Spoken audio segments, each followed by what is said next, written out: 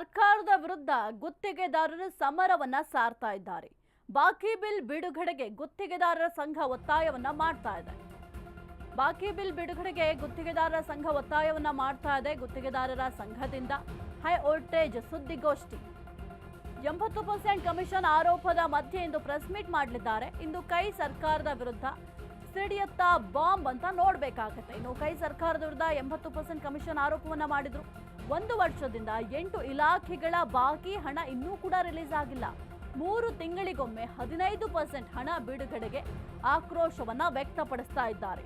ಬಾಕಿ ಬಿಲ್ ಬಿಡುಗಡೆಗೆ ಗುತ್ತಿಗೆದಾರರ ಸಂಘ ಸದ್ಯಕ್ಕೆ ಒತ್ತಾಯವನ್ನ ಮಾಡ್ತಾ ಇದ್ದಾರೆ. ಗುತ್ತಿಗೆದಾರರ ಸಂಘದಿಂದ ಹೈ ವೋಲ್ಟೇಜ್ ಸುದ್ದಿಗೋಷ್ಠಿಯನ್ನು ಕೂಡ ಇವತ್ತು ನಡೆಸಲಾಗುತ್ತೆ. ಇನ್ನು ಕೈ ಸರ್ಕಾರದ ವಿರುದ್ಧ 80% ಕಮಿಷನ್ ಆರೋಪವನ್ನ ಮಾಡಿದ್ರು.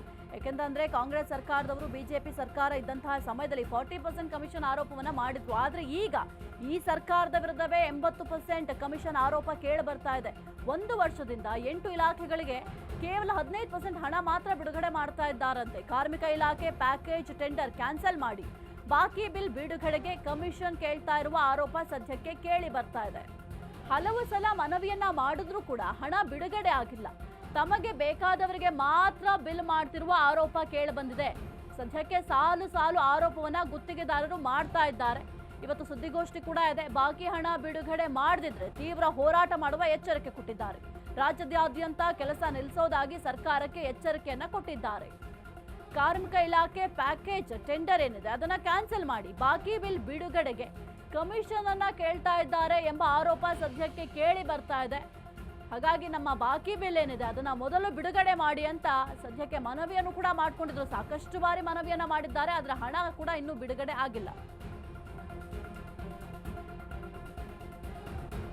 ಹೆಚ್ಚಿನ ಮಾಹಿತಿ ನೀಡ್ತಾರೆ ನಮ್ಮ ಪ್ರತಿನಿಧಿ ಮಹೇಂದ್ರ. ಸದ್ಯಕ್ಕೆ ಗುತ್ತಿಗೆದಾರರು ಇವತ್ತು ಸುದ್ದಿಗೋಷ್ಠಿಯನ್ನ ಮಾಡಲಿದ್ದಾರೆ. ಇವತ್ತಿನ ಸುದ್ದಿಗೋಷ್ಠಿಯ ಹೈಲೈಟ್ಸ್ ಏನಾಗುತ್ತೆ, ಇದರ ಜೊತೆಗೆ ಏನೆಲ್ಲ ನಿರ್ಧಾರವನ್ನು ಈ ಒಂದು ಸುದ್ದಿಗೋಷ್ಠಿಯಲ್ಲಿ ತೆಗೆದುಕೊಳ್ಳಲಿದ್ದಾರೆ?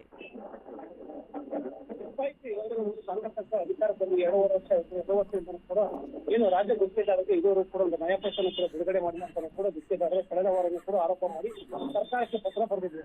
ಅಂದ್ರೆ ಹಿಂದೆ ಇದ್ದಂತಹ ಸರ್ಕಾರ ಬಿಜೆಪಿ ಸರ್ಕಾರ 40% ಅದಕ್ಕೆ ವಿರುದ್ಧವಾಗಿ ಅದು ಕೂಡ ಬಿಲ್ ಆಗ್ತಿಲ್ಲ. 35 ಕೋಟಿ ಇದೆ ಬ್ಯಾಲೆನ್ಸ್ ಇದೆ. ಬಿಲ್ ಕೊಟ್ಟಿರೋ ಕಾಮಗಾರಿ ಕೂಡ ಕಳೆದ ವಾರ ಏನು ಓಕೆ, ಥ್ಯಾಂಕ್ ಯು ಮಹೇಂದ್ರ.